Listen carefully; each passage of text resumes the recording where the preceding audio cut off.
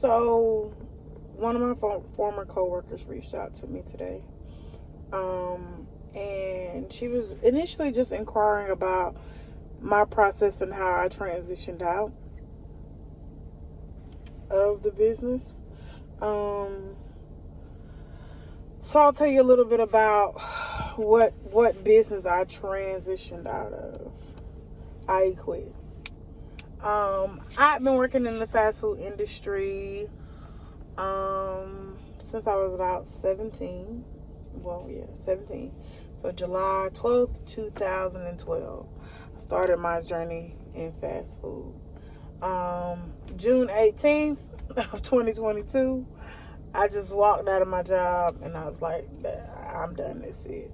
Cold turkey. What was the plan? There was no plan. The only plan I had was to pay my rent, going into July and kind of figuring out the game plan going forward. So it was kind of like that leap of faith, right? I'm not gonna say it's been peaches and cream, because it hasn't. I'd be lying. But I I decided to leave my job because I just felt like it didn't challenge me on a personal level anymore. I felt like I'd learned all that I could in that role with that company. I just felt like it was time to move on. So we got into the conversation of why we chose to leave and why she was leaving and what other opportunities, had been presented to her. And like I told her, I said, listen, it was a little rough for me, and it still is rough for me. And some days are better than others, because when you go from working a job where, first of all, you're getting paid, and you have a comfortable salary, and you have adjusted your life to that salary. You're able to do things kind of whenever you're ready to do them.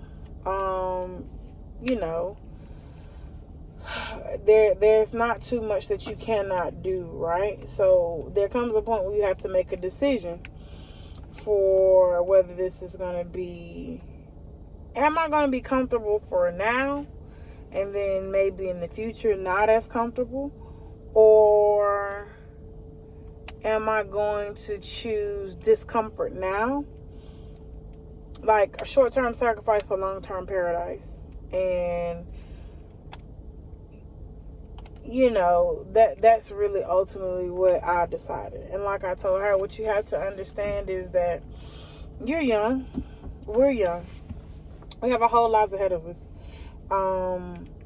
And worst comes to worst, if something doesn't work out, you can bet your bottom dollar that you can go back to that job and obtain that position again. Why? Because after 10 years in the business, in the food business, what I do know is I won't say that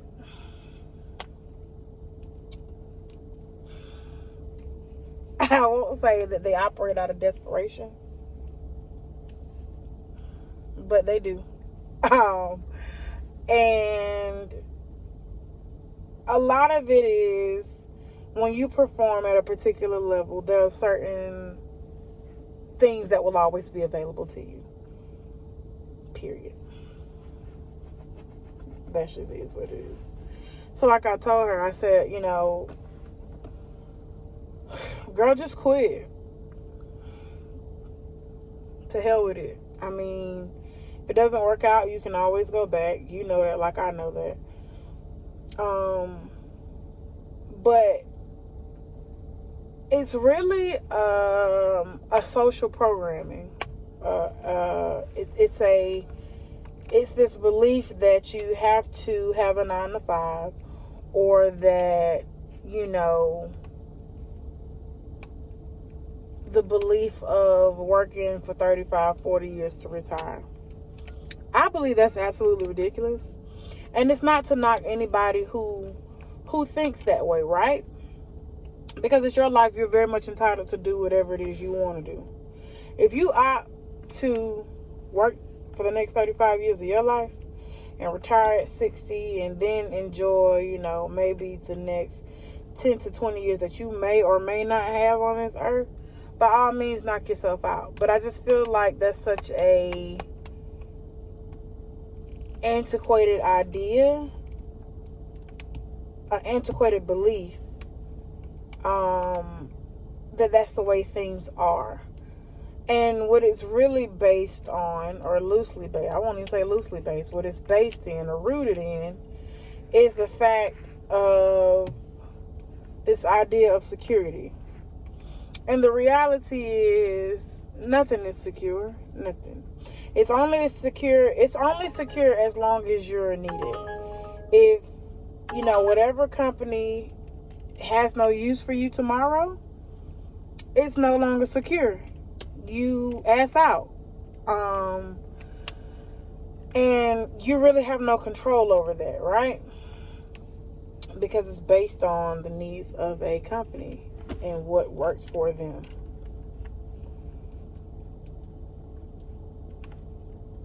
And like I told her, like at this point, it's just,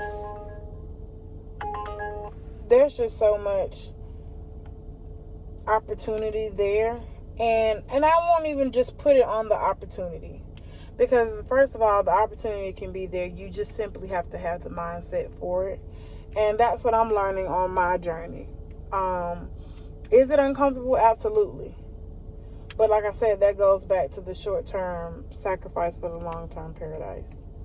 Am I uncomfortable? Absolutely. Absolutely. Have I experienced some things in the last 2 months that I didn't necessarily anticipate? Yeah. Do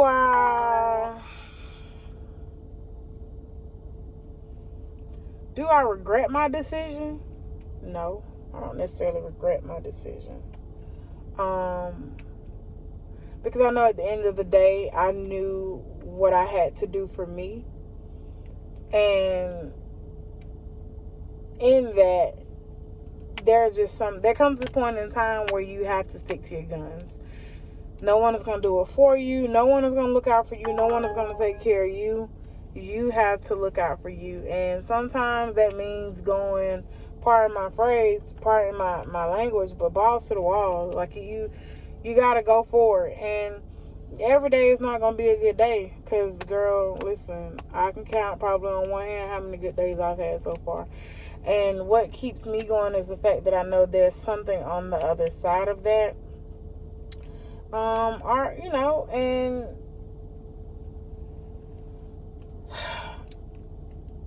in a nutshell, don't limit yourself. Don't limit yourself for a paycheck. Don't limit yourself for the security. Because in reality, there's no security. There's none. And if COVID didn't teach you that, I'm not sure what else will. Maybe monkeypox will. But there's just so much out there, particularly younger people.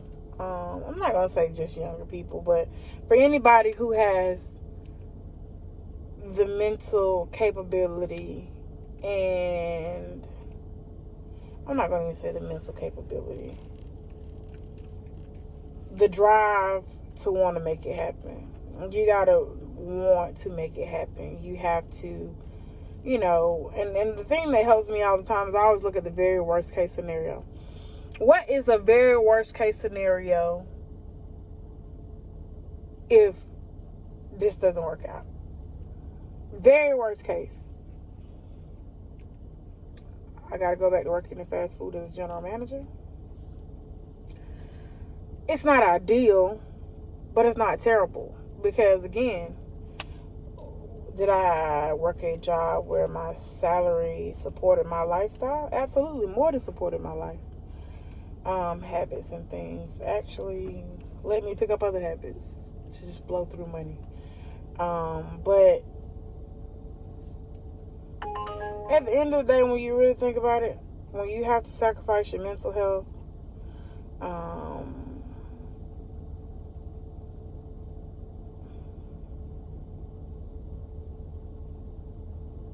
but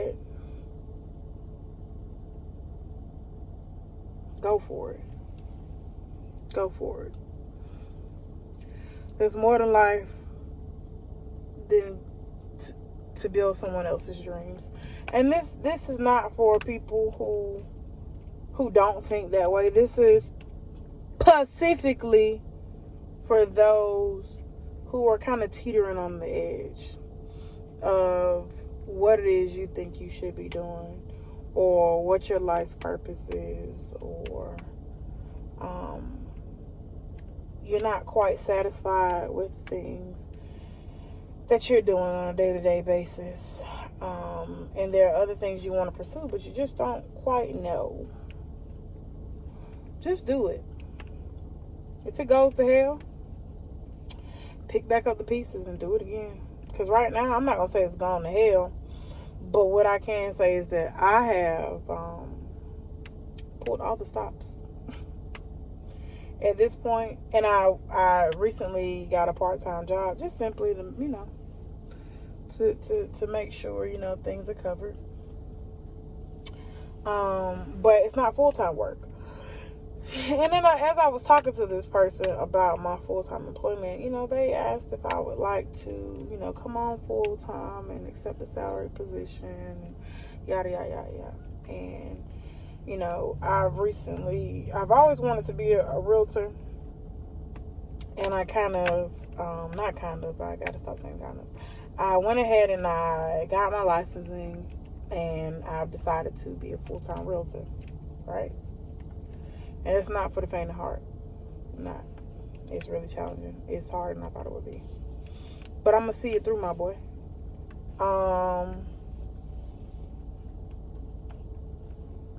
And the person interviewing me was like, we have positions available, and we have competitive salaries, and yada, yada, yada, yada.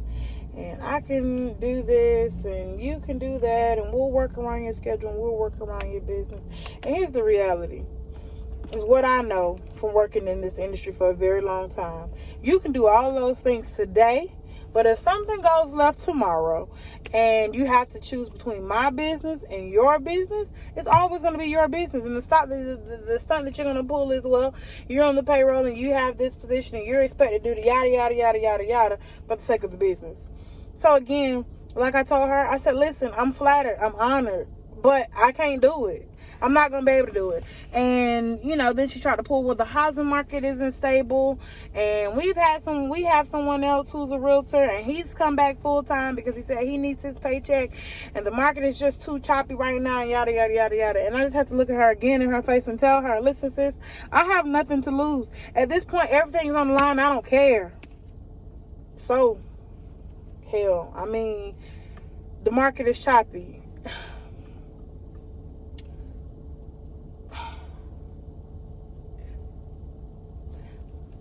First of all, the person who you're speaking of, if they're leaving the market, honestly, because they're talking about it's choppy, that just tells me they had no business in the beginning. Because, there's always opportunity. People are always buying and selling homes. Always. It doesn't matter the market. Those are facts. You can pull the numbers on that. But I ain't got nothing to lose, sis. Know how many children I have? 0. None. You know who I'm obligated to? 2 Rottweilers. 2. That's it. My overhead, it's just me. So, worst come to worst, if I got to sleep on somebody's sofa, I can, pack up a couple pair of tennis shoes and call it a day. Change the clothes, a couple tank tops, boxers, and that's it. But sometimes people, whether it's unintentional or intentionally, they project their fears on us. And sometimes if you can't, recognize those things, you'll honestly take that on and not even realize it. And you'll start to own it.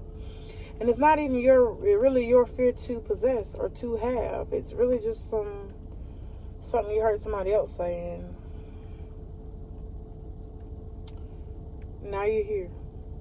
And you're stuck in a life that You really didn't imagine for yourself, but fucking around with other people. So, with that being said, hella high water. Learn a new skill. Put yourself out there. Like one of the coaches said, fail fast, fail often, fail forward.